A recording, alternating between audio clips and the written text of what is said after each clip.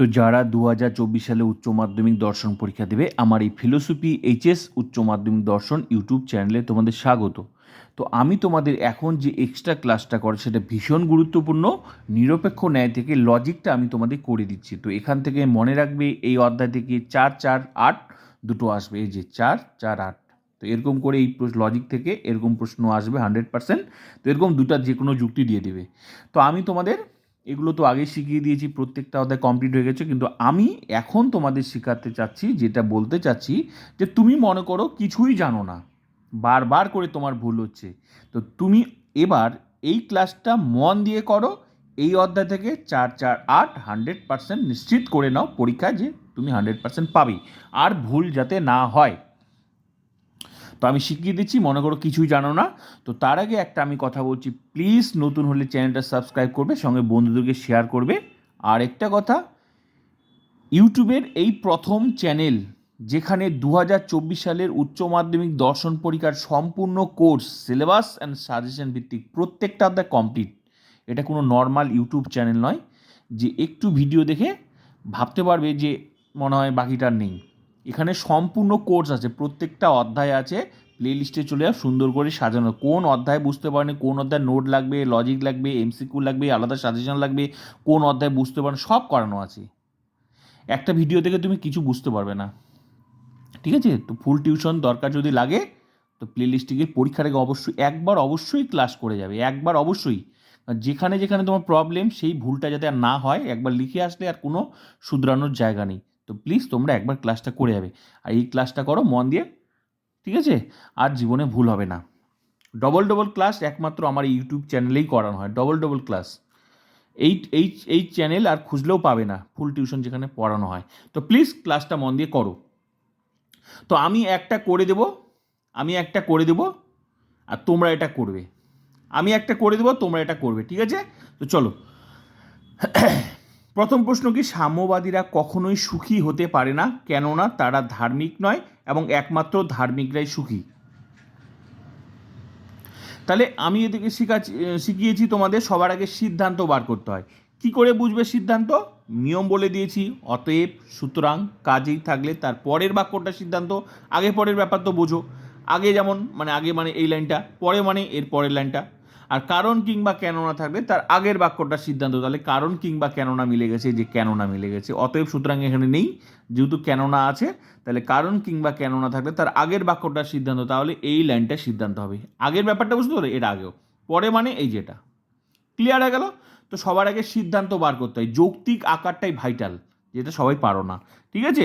তো শিখে নাও, সবার আগে যৌক্তিক আকার বা আদর্শ আকারটা সাজাতে হবে। তাহলে সিদ্ধান্ত হবে এই বচনটা, এটা বাক্য আছে, বচন করে নিতে হবে। তো কোন বচন হবে এটা? এটা ভালো করে দেখে নাও, এটা ই বচন হবে। কখনোই নয়, এই যে কখনোই নয়, সাম্যবাদীরা কখনোই হতে পারে না, মানে কখনোই না, তার মানে কি কোনো নয়, কখনোই নয়, কেউই নয়, এই শব্দগুলো থাকলে নেই, কি হয়? ই বচন হয়, যেটা বচন অধ্যায়ে আমি ক্লাসগুলো করিয়েছি, সুন্দর করে নিয়ম দেওয়া লিখে দিয়েছি, অধ্যায় ধরে ধরে এ বচন, ই বচন, আই বচন, প্রত্যেকটা বচন আলাদা ক্লাস করানো আছে, ঠিক আছে? ওই ক্লাসগুলো প্রত্যেকটা অধ্যায়ের ক্লাস অবশ্যই করে যাবে। তাহলে ই বচন হবে। চলো সবার প্রথমে বচনটা আমরা করি, সিদ্ধান্তটা করে নিই, ঠিক আছে? তাহলে এখানে আমরা সিদ্ধান্তটা বার করে নিই। কোন বচন হবে? ই বচন। কোনো সাম্যবাদী নয় সুখী ব্যক্তি, লিখে দিই, কোনো কোনো সাম্যবাদী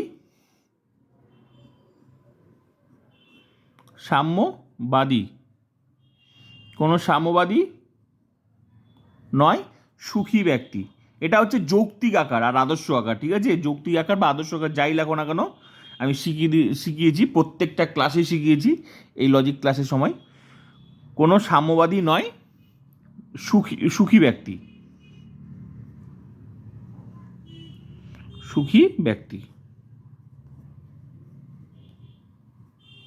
কোনো সাম্যবাদী না সুখী ব্যক্তি, এটা কোন বচন? ই বচন, ঠিক আছে?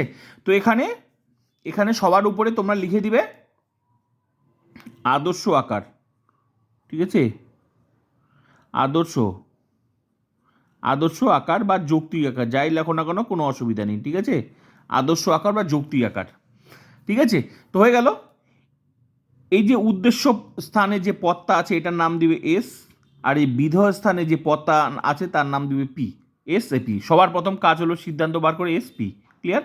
এই সাম্যবাদী শব্দটা যেখানে থাকবে এখানকার থেকে একটা লাইন নেওয়া হয়ে গেল, কোনটা লাইন? এটা নেওয়া হয়ে গেল। তাহলে যেটা পড়ে থাকলো, দুটা পড়ে থাকলো, এই লাইনটা, এই লাইনটা, ওই সাম্যবাদী শব্দটা এই দুটোর মধ্যে যেখানে থাকবে সেটা হবে দ্বিতীয় নাম্বার লাইন। তো ভালো করে দেখো তো সাম্যবাদী শব্দটা আর আছে কি না। কেননা তারা, সাম্যবাদীরা কখনোই সুখী হতে পারে না। কেননা তারা, তারা বলতে কারা? তারা বলতে কথাটা এখানে লুকিয়ে আছে। তারা বলতে এখানে, তারা বলতে সাম্যবাদীরা, কারণ সাম্যবাদীরা কখনোই সুখী হতে পারে না। কেননা তারা, তারা বলতে কোথায়? তারা বলতে এখানে সাম্যবাদীরা। তো সাম্য, তারার মধ্যে সাম্যবাদী শব্দটা লুকিয়ে আছে, তাহলে এটা হবে দ্বিতীয় নাম্বার লাইন। যেহেতু সাম্যবাদী শব্দটা যেখানে থাকবে সেটা হবে দ্বিতীয় নাম্বার লাইন। তারা বলতে সাম্যবাদীকে বোঝানো হয়েছে, এই জন্য এটা দ্বিতীয় নাম্বার লাইন। তাহলে এটা কোন বচন হবে? এটাও কিন্তু ই বচন হবে। কোনো সাম্যবাদী নয় ধার্মিক, এটাও ই বচন হবে। ক্লিয়ার হয়ে গেল? তো চলো এটাও বচনটা করে নিই। এই শব্দটা যেখানে ছিল সেটা হবে দ্বিতীয় নাম্বার লাইন। তো এটাও হচ্ছে ই বচন হবে। করে নিই। কোনো সাম্যবাদী নয়, কোনো সাম্যবাদী নয় ধার্মিক। এটা কোন বচন? এটাও কিন্তু ই বচন, এটাও কিন্তু ই বচন। তাহলে দুটা লাইন হয়ে গেল। এবার একটা লাইন, যেটা লাইন পড়ে থাকলো সেটা সবার উপরে, ব্যাস দুটা লাইন বার করতে পারলেই তো হয়ে গেল। কি পড়ে থাকলো? কোন লাইনটা পড়ে থাকলো? পড়ে থাকলো হচ্ছে এই যে এই লাইনটা পড়ে থাকলো, একমাত্র ধার্মিকরাই সুখী। তাহলে এটা পড়ে থাকলো, এটা এবার বচন করতে হবে। একমাত্র শব্দ আছে, কেবল, কেবলমাত্র, একমাত্র, এগুলো থাকলে কি হয়? এ বচন হয়, কিন্তু উদ্দেশ্য ভিতর চেঞ্জ হয়। তাহলে বচনটা কি হবে? সকল সুখী ব্যক্তি হয় ধার্মিক, সকল সুখী ব্যক্তি হয় ধার্মিক। সবার প্রথমে করে দিই লাইনটা। সকল সুখী, খুবই সিম্পল। প্রত্যেকটা লজিক ক্লাস করিয়েছি, ডবল ডবল ক্লাস করিয়েছি। ক্লাসগুলো তোমরা করো নাই, হয়তো এই জন্য তোমাদের সবার প্রবলেম হচ্ছে। তুমি ক্লাসগুলো মন দিয়ে করো, জীবনে প্রবলেম হবে না। প্রত্যেকটা ক্লাস করানো আছে প্লেলিস্টে সুন্দর করে, অধ্যায় ধরে ধরে। তাহলে সকল সুখী ব্যক্তি, সকল সুখী ব্যক্তি হয় ধার্মিক। ব্যাস, এটা কোন বচন হলো? এটা এ বচন হলো। ব্যাস, সাজানো হয়ে গেল, সাজানো হয়ে গেল। এইটাই হচ্ছে ভাইটাল, যেটা বেশিরভাগ ছাত্রছাত্রী পারে না। মন দিয়ে ক্লাস না করলে, সে তোমরা যেখানেই পড়ো, মন দিয়ে ক্লাস না করলে তোমরা এগুলো পারবে না। কিন্তু আমি জলের মতো শিখিয়ে দিয়েছি, একবার ক্লাস করলে 100% পারবে। আশা করি এবার পারলে। হয়ে গেল সাজানো। তো এই যে প্রথমকার লাইন, দ্বিতীয় লাইন, তৃতীয় লাইন, এই যে প্রথমকার লাইন না, এটাকে বলা হয় প্রধান আশ্রয় বাক্য। ঠিক আছে? প্রধান আশ্রয় বাক্য, এটাকে বলা হয় প্রধান আশ্রয় বাক্য। ঠিক আছে? প্রধান আশ্রয় বাক্য। তো যেহেতু জায়গা লাগে প্রচুর, ঠিক আছে, আমি ওই জন্য বারবার করে প্রত্যেকটাতে লিখি না, কিন্তু আমি শুরুতেই প্রত্যেকটা ক্লাসে আমি বলে দিয়ে লিখে দিয়েছি। এটা প্রধান আশ্রয় বাক্য, এটা হচ্ছে অপ্রধান আশ্রয় বাক্য। দ্বিতীয় লাইনটাকে বলে অপ্রধান আশ্রয় বাক্য। অপ্রধান, এটা মনে মনে ধরে নিলে হবে অপ্রধান আশ্রয় বাক্য। আর এটা হচ্ছে সিদ্ধান্ত। ঠিক আছে? প্রধান আশ্রয় বাক্য, অপ্রধান আশ্রয় বাক্য, সিদ্ধান্ত। এটা লিখলেও হবে, না লিখলেও হবে, কিন্তু এটা তোমাকে জানতেই হবে। প্রথমকার লাইনটা প্রধান আশ্রয় বাক্য, দ্বিতীয় লাইনটা অপ্রধান আশ্রয় বাক্য, এটা হচ্ছে সিদ্ধান্ত। কিন্তু তিনটা ফুল স্টপ দিতে হবে, তিনটা ফুল স্টপ দিলেই তো বোঝা যাবে যে এটা সিদ্ধান্ত। তো ক্লিয়ার হলো, এটা কিন্তু দিতেই হবে। ঠিক আছে? তাহলে প্রধান আশ্রয় বাক্য, অপ্রধান আশ্রয় বাক্য, সিদ্ধান্ত। ক্লিয়ার হয়ে গেল, সাজানো হয়ে গেল। এরপর এবার কি করবে? এবার হচ্ছে তোমাকে এখানে পদগুলো মিলিয়ে নাও।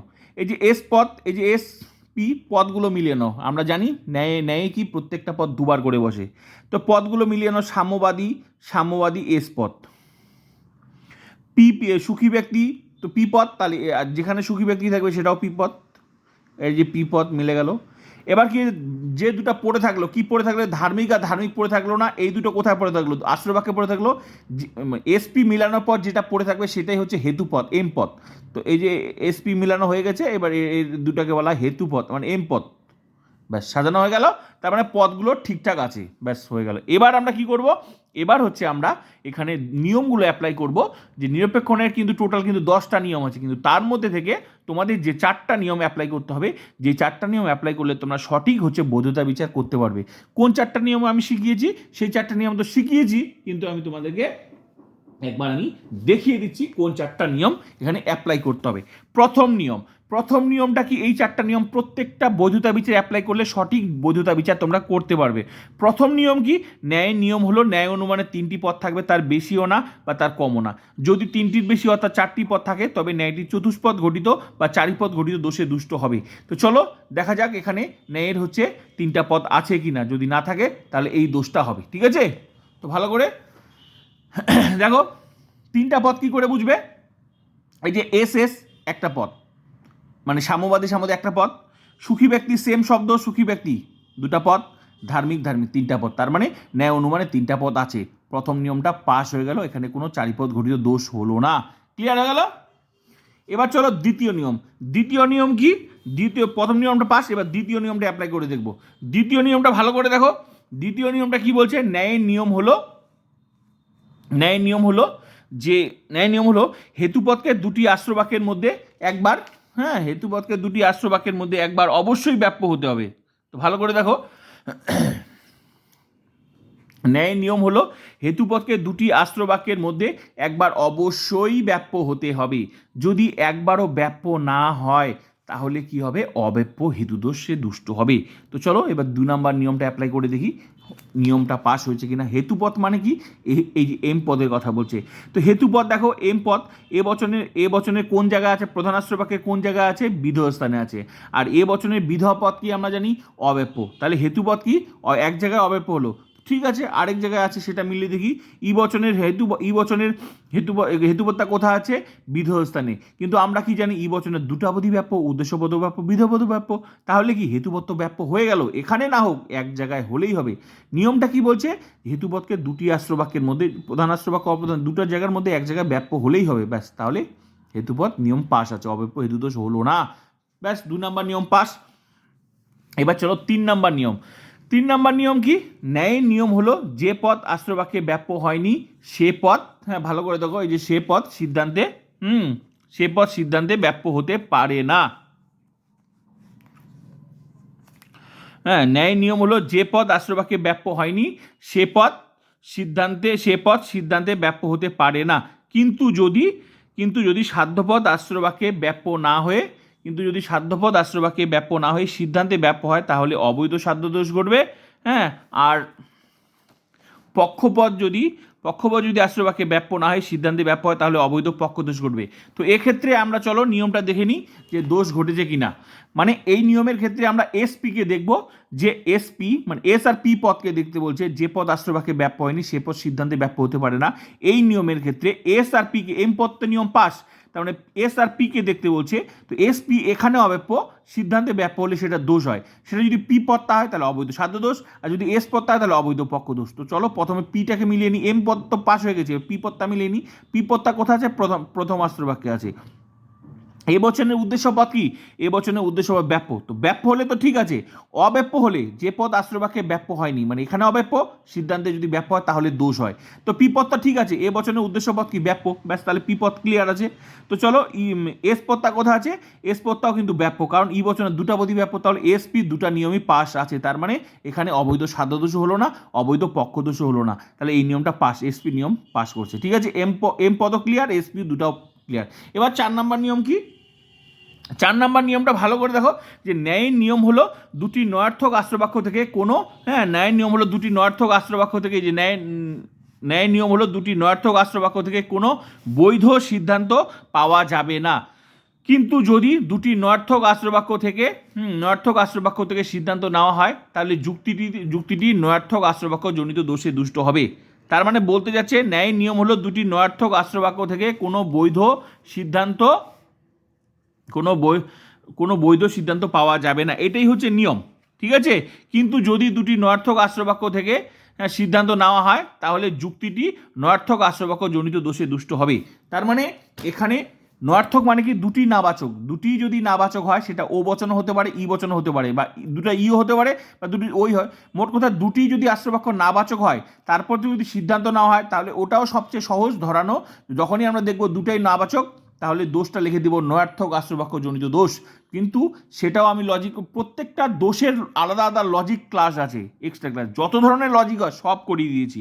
তো এখন আমি সংক্ষেপে তোমাদের বুঝিয়ে দিলাম যে এখানে দেখো ভালো করে, কোনোটা নিয়মই এখানে লঙ্ঘন করেনি, তার মানে নয়ার্থক আশ্রবাক্য জনিত দোষ হয়নি। কারণ দুটা তো, একটা হ্যাবাচক একটা নাবাচক, এ বচন হ্যাবাচক, ই বচন তো নাবাচক, তাহলে নয়ার্থক আশ্রবাক্য জনিত দোষ হলো না। তাহলে দেখা কি গেল, কোনোই দোষ হচ্ছে না। এখানে আমরা কি লিখে দিব, এখানে আমরা লিখে দিব যে দোষ নেই। এখানে লিখে দিব, এখানে কি লিখবো, দোষে লিখবো, দোষ পয়েন্ট করব, দোষ কি করব, দোষ লিখবো, দোষ নেই, দোষ কি করব, দোষ নেই। ক্লিয়ার, দোষ নেই।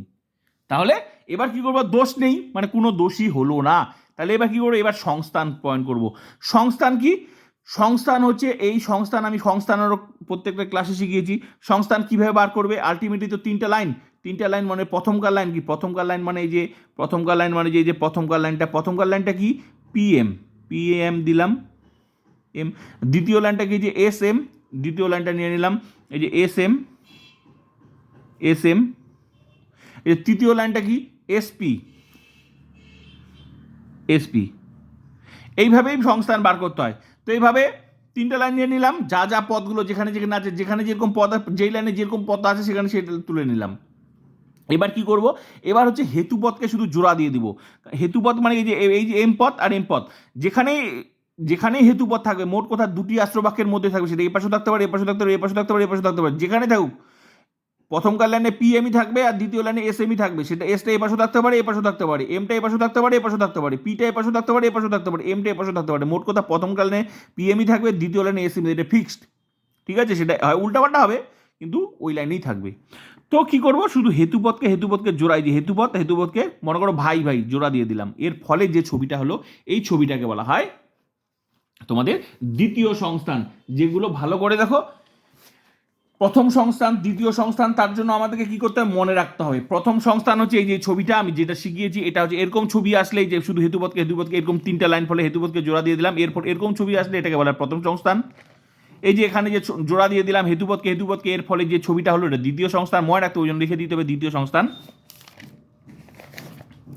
আর এরকম ছবি আসলে উল্টা, ওই দ্বিতীয়টার উল্টা আসলে এই যে হেতুপদকে জোড়া দিয়ে দিলাম, এরকম হয়ে গেলে তৃতীয় সংস্থান, লিখে দিতে হবে তৃতীয় সংস্থান।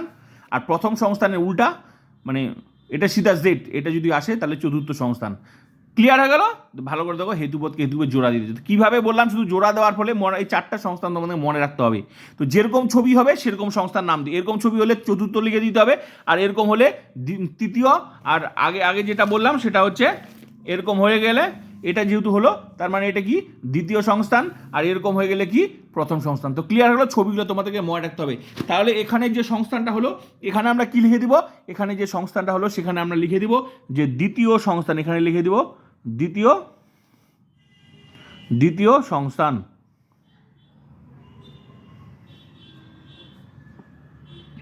এখানে আমরা কি লিখব, দ্বিতীয় সংস্থান লিখে দিলাম, দ্বিতীয় সংস্থান। এবার কি করব, এবার হচ্ছে আমরা এখানে বৈধতা বিচার করব, যে এখানে সংস্থান হলো দ্বিতীয় সংস্থান, তার মানে এখানে কিন্তু কোনো দোষ নেই। তো এক্ষেত্রে বিচারটা কি হবে, এক্ষেত্রে যে বিচারটা হবে সেই বিচারটা কি হবে, তো সেই বিচারটা আমি তোমাদের করে দেখাচ্ছি, তোমরা ভালো করে দেখো। তো প্রত্যেকটা বিচার হচ্ছে আলাদা আলাদা হবে, আমি যেটা তোমাদের শিখিয়েছি। তো এখানে কোন কোন সংস্থান হলো, দ্বিতীয় সংস্থান। আর মূর্তি কি, তাহলে এই যে মূর্তি হলো না, যে ই, এটা হলো বৈধ মূর্তি। যেহেতু দোষ নেই, তাহলে সংস্থান মনে রাখবে, যখন দোষ থাকবে না তখন যে এই বচনগুলো যেটা হবে না, সেটা হবে বৈধ মূর্তি। আর দোষ হয়ে গেলে এটার নাম, একটা যে কোনো যদি দোষ হয়ে যেত সেটার ক্লাস আছে, প্লে লিস্টে গিয়ে এই অনিরপেক্ষণে ঢুকে যাবে, ওখানে দেখবে ক্লাসগুলো, কোনোটা দোষের ক্লাস, কোনোটা দোষ নেই। তো এটাতে দোষ হয়ে গেলে সেই বিচারটাও দেখে নেবে, শিখিয়ে দিয়েছি। তো এটাতে মূর্তিগুলো তখন হয়ে যাবে অবৈধ মূর্তি। তো এটাতে যেহেতু দোষ নেই, এটা হলো বৈধ মূর্তি। এটা হচ্ছে দ্বিতীয় সংস্থানের এই বৈধ মূর্তিগুলোর নাম হবে। ঠিক আছে, তো চলো বিচারে আমরা এবার, তার আগে আরেকটা জিনিস করতে হবে, তাহলে বৈধ মূর্তিটার নাম কি সেটা আমাদেরকে জানতে হবে। কি করে জানবে? যেহেতু দোষ হলো না, তাহলে সংস্থান মিলল, এই সংস্থানেরই এই মূর্তিটার নামটা বার করতে হবে, এ ই ই, এই সংস্থানও তো আমাদের, তার জন্য আমাদের কি করতে হবে? সংস্থানগুলো জানতে হবে। এই যে সংস্থান, প্রথম সংস্থান, দ্বিতীয় সংস্থান, যেহেতু দ্বিতীয় সংস্থান হলো এই সংস্থানেরই, আমার সংস্থানেরও ক্লাস আছে, এই সংস্থানেরই 4টা মূর্তি আছে। কি কি? একটা সিসারি, কেমিস্ট্রিস, ফেস্টিনো, ব্যারোকো। তো কি কি কি বচন বেরিয়েছে? এ ই ই বচন বেরিয়েছে। তো এই সংস্থানে যেতে হবে, যখন দোষ হবে না তখন যে সংস্থানটা মিলবে সেই সংস্থান, এই নাম এখানে যেই বচন আসবে সেটা ওই সংস্থান থেকেই মিলাতে হবে। তো দ্বিতীয় সংস্থান হয়েছে এই, মিলিয়ে দেখি চলো কি নাম আছে। তো যেহেতু দ্বিতীয় সংস্থানে ভালো করে দেখো, এই যে এ ই মিলে গেছে, যে এ ই মিলে গেছে, তাহলে এই সংস্থানটার নাম হবে কি? কেমিস্ট্রি। যেটা নাম দিতে হবে এই যে বৈধ মূর্তিটা, এই এ ই বৈধ মূর্তিটার নাম কি? বৈধ মূর্তিটার নাম হলো কেমিস্ট্রিস। তাহলে এই মূর্তিটার নাম কি দিতে হবে? কেমিস্ট্রিস। আশা করি এটুকু নামটা জানলেই ক্লিয়ার। বাকি বিচারটা আমি নতুন করে তোমাদেরকে শিখিয়ে দিচ্ছি, ঠিক আছে? তারপর তোমরা প্লে লিস্টে গিয়ে বাকি ক্লাসগুলো, ডবল ক্লাসগুলো বাকি তোমরা করে মেইন ক্লাস, এক্সট্রা ক্লাসগুলো করে নেবে। তো চলো, এটা নাম তো হয়ে গেল কেমিস্ট্রিস। তাহলে এবার বিচারটা সুন্দর করে, তাহলে মূর্তি হয়ে গেল, বিচারটা সুন্দর করে কিভাবে লিখতে হয় তোমরা দেখে নাও। বিচারটা এগুলো আমি তো করে দিয়েছি সব, কিন্তু আবার নতুন করে আমি তোমাদেরকে শিখিয়ে দিচ্ছি, ঠিক আছে? তো বিচারটা কি করে করবে? বিচারটা লিখবে যুক্তিটি,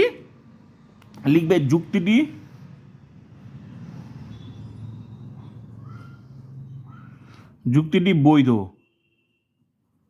যুক্তিটি কি লিখবে? বৈধ। হ্যাঁ বৈধ, দোষ হয়নি, বৈধ। তারপর কি লিখবে?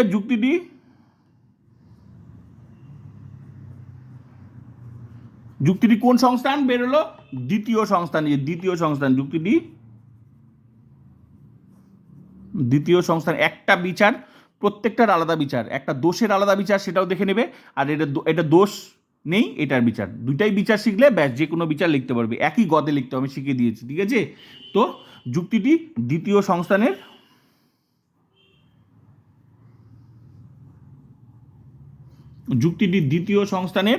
বৈধ মূর্তি।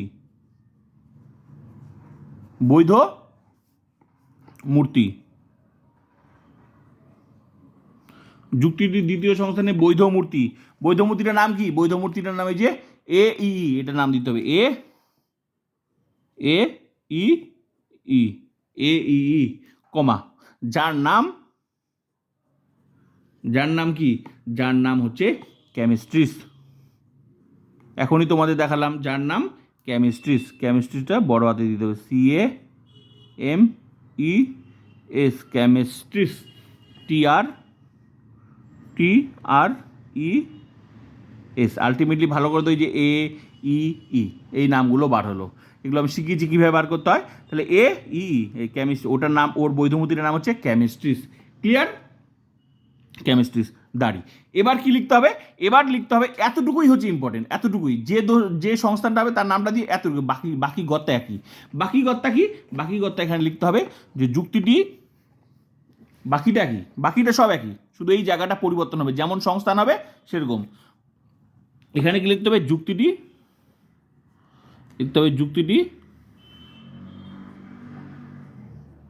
যুক্তিটি চারিপদ ঘটিত দোষে দুষ্ট নয়। চারিপদ ঘটিত দোষে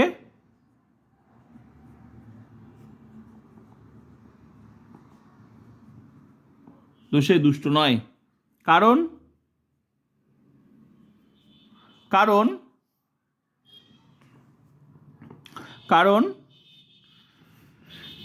ন্যায়ের নিয়ম অনুসারে, ন্যায়ের নিয়ম কি? কেন হলো না সেটাই ব্যাখ্যা করতে হবে। এখানে মনে রাখবে, যখন কোনো দোষ হবে না, যে দোষ হলো না, তখন প্রত্যেকটাই তোমাকে বলতে হবে এখানে চারিপদ গঠিত এই যুক্তিটি চারিপদ গঠিত দোষে দুষ্ট নয়, কারণ ন্যায়ের 3টা পদ, কারণ ন্যায়ের নিয়ম অনুসারে এখানে 3টা পদ, কারণ প্রত্যেকটা নিয়ম তো আমি অ্যাপ্লাই করে দেখালাম, যেখানে কোনো দোষই হচ্ছে না, প্রত্যেকটা নিয়মই পাস। ন্যায়ের নিয়ম অনুসারে 3টা পদ আছে, ব্যাস ক্লিয়ার। তারপর লিখবো যে এখানে অব্যপ্য হেতুদোষ ঘটেনি, কারণ হেতুপদ এখানে 2টি আশ্রবাক্যের মধ্যে ব্যাপ্য আছে। তারপর বলবো যে এখানে কোনো অবৈধ সাধ্যদোষ ঘটেনি, অবৈধ পক্ষদোষ ঘটেনি, এখানে নয়ার্থক আশ্রয়, এইভাবে মোট কথা বলতে চাচ্ছি যে এখানে সমস্ত ন্যায়ের সমস্ত নিয়ম পালন করা হয়েছে। এই বিচারটা তুমি অনেকভাবে লিখতে পারো, তো আমি সুন্দর করে লিখে দিয়েছি। তোমার যদি মনে হয় যে আমি একটা মুখস্থ করেছি সেটা লিখতেও, তোমরা সেটাও লিখতে পারো। বিচার অনেকভাবে লেখা যায়, তো আমি সহজভাবে বুঝিয়ে দিয়েছি, সহজভাবে লিখে দিয়েছি। এইভাবে মোট কথা বলতে হবে যেখানে ন্যায়ের কোনো নিয়মই লঙ্ঘন করা হয়নি, ফলে যুক্তিটি বৈধ, এটাই তোমাকে ওখানে বোঝাতে হবে। ক্লিয়ার হয়ে গেল? তো এইভাবে আস্তে আস্তে সব কথাগুলো লিখতে হবে। যুক্তিটি চারিপদ গঠিত দোষে দুষ্ট নয়, কারণ ন্যায়ের নিয়ম,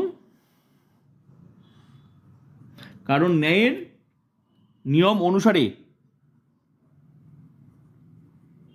আমি সহজভাবে লিখে দিয়েছি, কারণ ন্যায়ের নিয়ম অনুসারে এখানে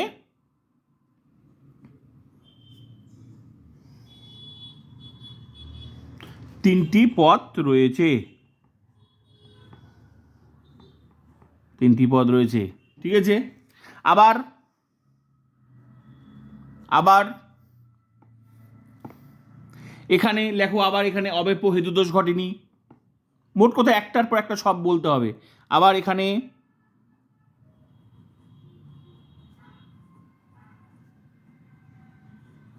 অব্যপ্য হেতুদোষ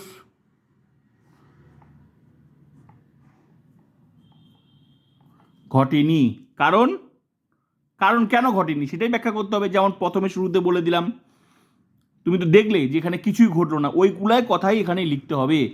কারণ এখানে অব্যপ্য হেতুদোষ ঘটেনি, কারণ কারণ কি, কারণ এখানে হেতুপদ ব্যাপ্য আছে, সেটাই লিখতে হবে। কারণ এখানে, কারণ হেতুপদ দুটি আশ্রয় বাক্যের মধ্যে ব্যাপ্য আছে, কারণ হেতুপদ, কারণ এখানে হেতুপদ, হেতুপদ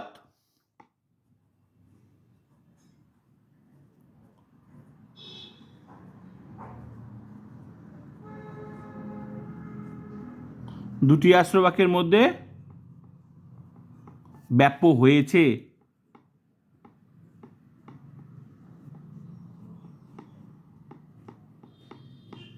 ব্যাপ্য হয়েছে, তার মানে এইভাবে দেখাচ্ছ চারিপদ গঠিত দোষ দুষ্ট নয়, তারপর বলছো যে অব্যপ্য হেতুদোষ ঘটেনি। তো সরাসরি সংক্ষেপে আরও লিখতে পারো। এখানে এইভাবে দেখা যাচ্ছে ন্যায়ের আরও লেন্দি হয়ে যাবে। এবার এরপর আমি লিখতে পারি যে এখানে অব্যপ্য, এখানে এবার লিখি আবার, যত বড় লিখলে অনেক বড় লেখা যায়, লিখতে থাকো, সংক্ষেপেও লিখতে পারো, কোনো অসুবিধা নেই। হ্যাঁ, কিন্তু বিচারে তো নাম্বার একটু তো লিখতে হবে, কারণ বিচারে তো নাম্বার আছে নির্দিষ্ট একটা। ঠিক আছে, তো অব্যপ্য এখানে গিয়ে হ্যাঁ লিখলাম দুটি আশ্রয়, কি লিখলাম, অব্যপ্য হেতুদোষ ঘটেনি, কারণ এখানে হেতুপদ দুটি আশ্রয় বাক্যের মধ্যে ব্যাপ্য হয়েছে।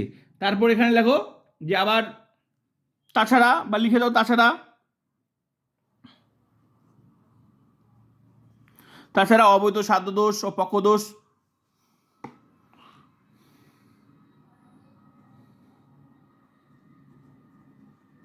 অবৈধ সাধ্যদোষ, সাধ্যদোষ ও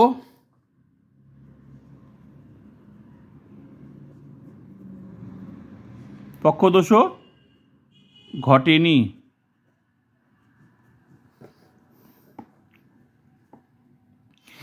হ্যাঁ, তাছাড়া অবৈধ সাধ্যদোষ ও পক্ষদোষও ঘটেনি।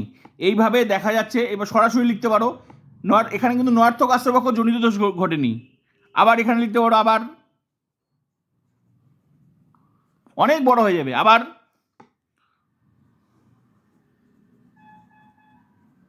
নয়ার্থক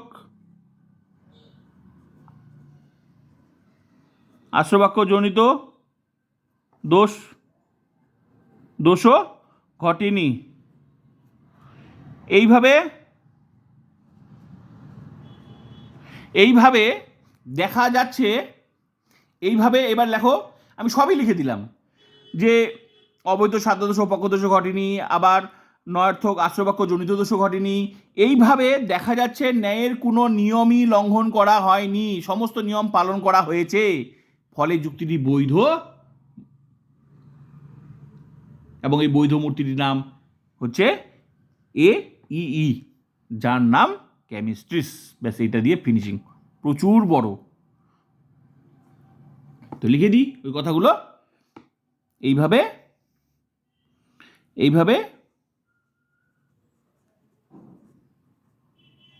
দেখা যাচ্ছে, সহজ সংক্ষেপে লিখে দিই, অনেক বড় হয়ে যাচ্ছে, ঠিক আছে। এইভাবে দেখা যাচ্ছে ন্যায়ের কোনো নিয়ম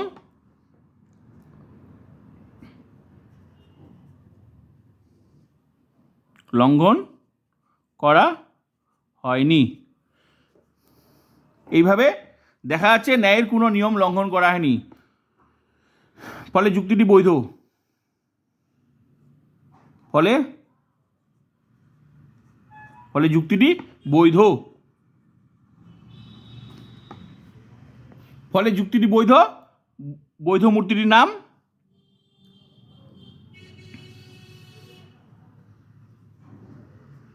বৈধ মূর্তিটি কি? বৈধ মূর্তি হচ্ছে এই যে ই যার নাম কি? যার নাম হচ্ছে কেমিস্ট্রিস। CA শর্টকাট লিখে দিলাম, কেমিস্ট্রিস, TRE, কেমিস্ট্রিস, বৈধ মূর্তির কেমিস্ট্রিস। তো মোট কথা তোমাকে বোঝাতে হবে এখানে ন্যায়ের কোনো নিয়ম, সমস্ত নিয়ম আরও সহজ ভাষা আমি লিখে দিলাম। তোমাদের যদি মনে আরও আমি কঠিন বা আরও বড় করে লিখতে পারো, কিন্তু আলটিমেটলি যেটুকু নাম্বার ফিক্স করা থাকবে সেটুকুই তোমাকে দিবে। 4 নাম্বার, তো প্রত্যেকটাতে আলাদা আলাদা করে নাম্বার আছে, ঠিক আছে, প্রত্যেকটা আলাদা করে। এই যে এটা সাজালে এটার নাম্বার, এটার উপর নাম্বার, মূর্তিটার উপর নাম্বার, তো বেশি লিখে খুব একটা লাভ নেই।